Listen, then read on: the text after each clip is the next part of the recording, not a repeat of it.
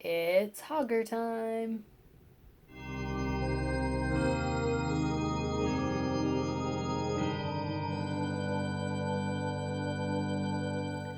Hello, I'm Kaz, and welcome to my lair. Now, it's about time that I started working on my cosplay for Blizzcon 2017. Now, I'm super excited. I love Blizzcon. It's my favorite convention of the year by far. Maybe it's because it happens on my birthday. But anyways, I am way stoked for this year. If you haven't gone to BlizzCon, I highly recommend it. Just please go. If you're a fan of Blizzard games at all, please go one year. And this year, actually, you have another chance to go. They are releasing an unprecedented third round of tickets. And so you can go and get it because they're expanding into a new hall in the convention center. And so it'll be a bigger BlizzCon than ever. I'm so excited. So this year I decided to build Hogger. Yeah! Hogger, the captain of the Riverpaw Gnolls.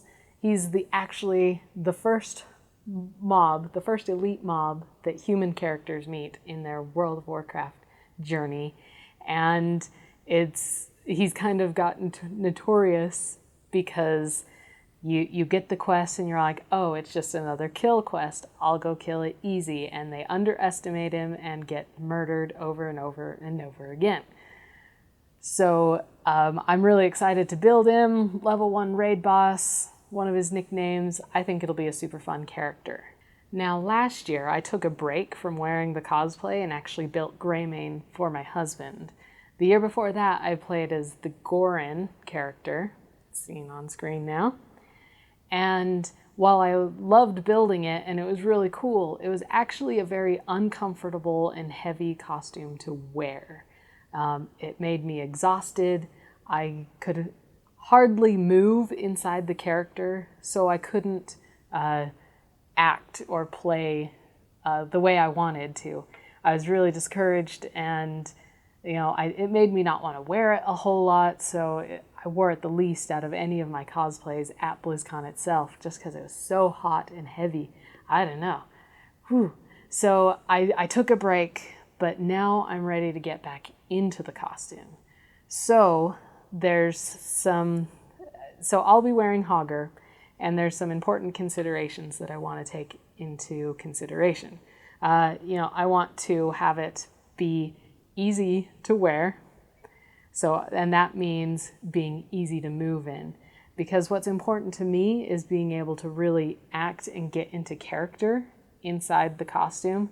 I really want to portray this character correctly and not just be a cool thing to look at. Because this is a costume. It's like, what's the point of wearing a costume if you have to stand like a statue around and just pose every once in a while? So I want it easy to wear. I want it easy to move around in so that I can, act. I want to be like a crazy Gnoll. So there's a lot of planning things that I have to take into consideration when building this costume. And if you know me, I spend a lot of time planning and designing my cosplays in every aspect. So there are also some cool new things that I want to try with this character. Since I want it easy to move in, I decided to go for more of a theatrical approach to the costume and employing a lot more puppetry techniques. Now, what I mean by theatrical is they always design their costumes in the theater to be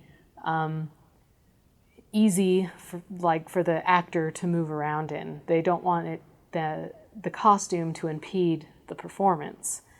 So, and they sometimes make it so that you can see the actor through the costume, but it doesn't really matter because with their convincing performance, you don't really see the actor themselves.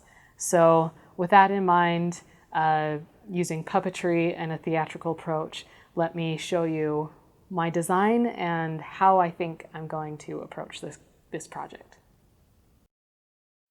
All right, so let's take a closer look at my concept sculpt. I sculpted it on top of a little human figure that I sculpted a few years ago. It's due for an update, but I enjoy having it around to concept out cosplays on. It's been really handy. I may sell those in the future if anyone's interested. Anyways, so here I sculpted on what I think a Gnoll is. I looked at all the reference, studied things, and came up with this. So as you can see, my head would be in the hump of the character. I like doing that. And the head is clear down in front. Now, one thing that the sculpt can't show, because I didn't want to cut off the maquette's arm, is that I want to control the head with a puppet with my hand. So I'll have my hand out in front of me controlling it like this. And it'll be fun. That way I can put a lot of personality into it, into the head. If I can get the neck flexible, I want this costume to be able to move really freely and not feel stiff like my Gorin did, since it's going to be another kind of big character build. So head is a puppet. I even want to be able to incorporate an eye blink motion with it. So hopefully I can make him look really sneaky and alive. I think as far as vision goes, I think I'll have to hide some vision ports around this collar, like out the top of this collar, maybe around the base of his mane here. I haven't quite figured that out. I'll do some tests to see. I'll talk about that a little more later.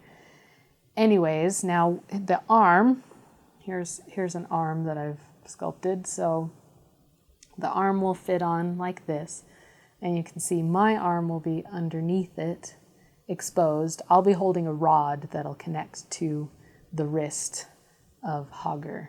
So it'll be like any rod puppets you've seen, where I'm controlling the arm with the rod. And my goal is to make it really light and loose so I can get a lot of movement out of the wrist and the elbow especially. That was a problem I had with the Gorin. The elbow area wasn't flexible enough, so it ended up just being like only shoulder articulation moving around like this. So I want lots of movement there. I think a rod puppet will be great. It'll make me concentrate on making it really flexible and light. So that's the plan with the arm. Now the second arm here, it'll be another rod puppet too. Moving on to the legs. Now with the legs, I wanted that animal look, but I didn't necessarily want to do the digigrade stilts. Perhaps you've seen them around. They look really cool and I really like them, but it wasn't right for this character. Like I said, I really want it to be easy to move in, and sometimes those stilts, if you are not practiced or fit, they are hard to move in. You can't be nimble on your feet. Sometimes I've seen people needing like staffs to keep balance, or secondary people to like put their arms on their shoulder. So the stilt idea was out. Also, it adds a lot of height to your character, and that didn't fit my vision for the proportions. So I designed these legs. You can see that the maquette's legs actually poke out in the middle, and I'll black them out with black spandex in the final character, but you can see that the animal leg comes around it.